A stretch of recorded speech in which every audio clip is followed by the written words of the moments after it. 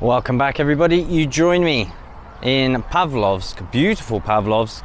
Summer in full swing here in St. Petersburg. Loads of people at the lake, at the beach, enjoying the fantastic weather on the beginning of the opening of the St. Petersburg International Economic Forum, which is kicked off today. President Putin flew in yesterday evening and is actually reported to be staying very close to where I am now, at Tsarskaya Selo, which is very close, actually, just one train station down from Pavlovsk.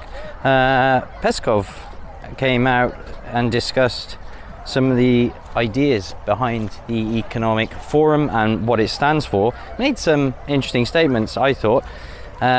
Russia stands for mutually beneficial cooperation. Day zero of the forum has started. It will last till June 8th. The theme of this year's forum is the basis of a multipolar world is the formation of new growth points. Russian presidential assistant Yuri Ushakov previously reported that Putin will take part, as is tradition, in the plenary session. However, that will not be till June 7th. So in a couple of days from now. And that's when we'll have a speech, and I guess we'll get more geopolitical news and the geopolitical aspect of the Economic Forum. Today, it's mainly, I will say mainly, internal headlines. Things like big companies coming out, Tinkoff claiming it's now rebranded itself to T-Bank, kind of having a bit of a mixed reception in that regard from Russians. They're like, what? I am assuming this is because Oleg Tinkoff, who fled to the West, suffered all sorts of issues. I think he was forced to give up the assets by the Western sanctions and policies. He claimed he was forced to sell, Tinkoff.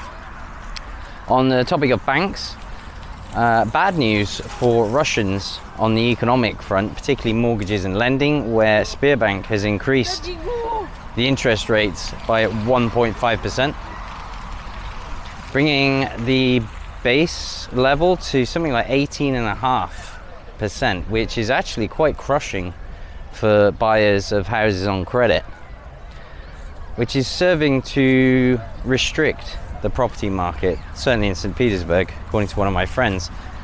Deposits on properties reportedly going up from 20% to 30%, meaning that even deposits are now slightly getting out of reach, certainly for young families.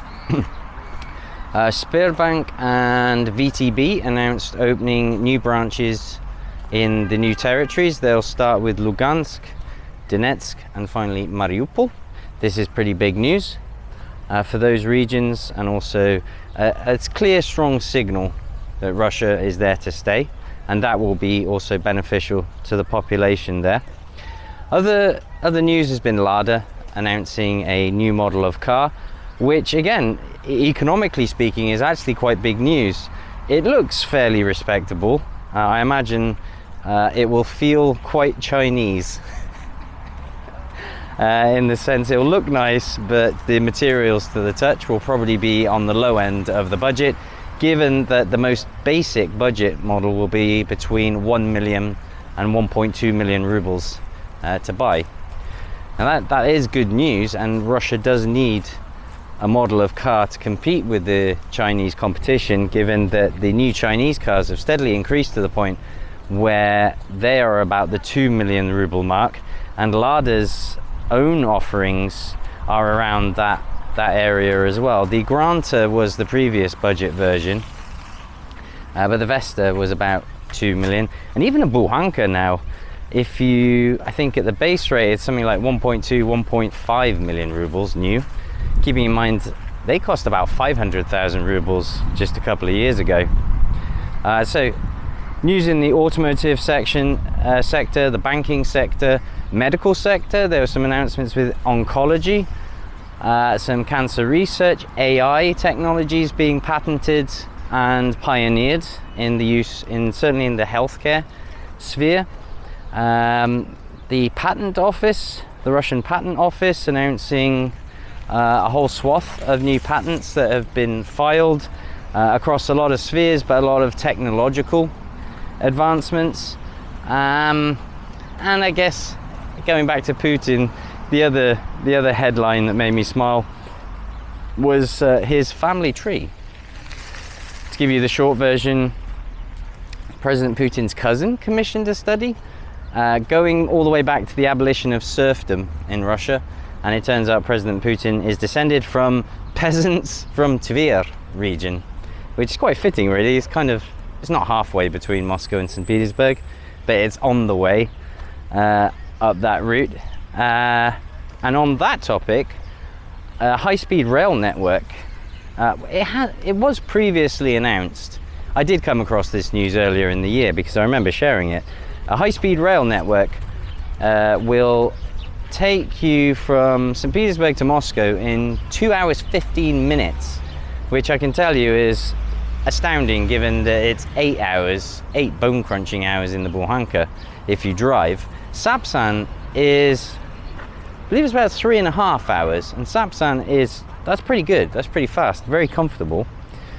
So what will happen with the prices, given that Sapsan is sort of the higher end, and this high-speed one, presumably the high-speed one will come in at a higher price point due to the convenience and comfort that it'll offer. But more importantly, you can then take that network from Moscow all the way down to Sochi, and there's different distances. It goes out to Yekaterinburg as well, so it's kind of forming a cross in Russia, which will help, no doubt, with commuters, workers, travelers, and also business as well. So yeah, there's definite economic impact there. But you can see the theme, certainly on the opening day, has been far more to do with internal news that's pertinent to Russians, as opposed to the wider world. Wow, it's beautiful here. Get a load of this. Everyone out enjoying it too. Idyllic. And the sun very strong actually, a bit challenging for the camera. So I think I would surmise the first day of the Economic Forum in that fashion, that there aren't really that many headlines that pertain to the rest of the world.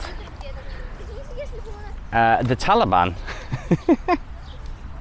I probably shouldn't mention this, but the Minister of Labour, I believe, for the Taliban is present at the Economic Forum. And what I found a little bit quirky with that announcement and headline is that the Taliban is still listed as a terrorist organisation in Russia. So maybe just keep that last one to yourself. Quite odd in that note. Aside from that, yeah, I don't think yet there's too much to report, as I say, particularly pertaining to the wider world, in particular the West. I expect President Putin will give one of his trademark hard-hitting speeches that usually have a lot of signals to the West to pick up on. But aside from that, I'm drinking in the glorious weather, and I hope everything is as wonderful and beautiful for you in your part of the world as it is for me today. So I'll wrap it up there, and I'll see you in the next one. Bye-bye.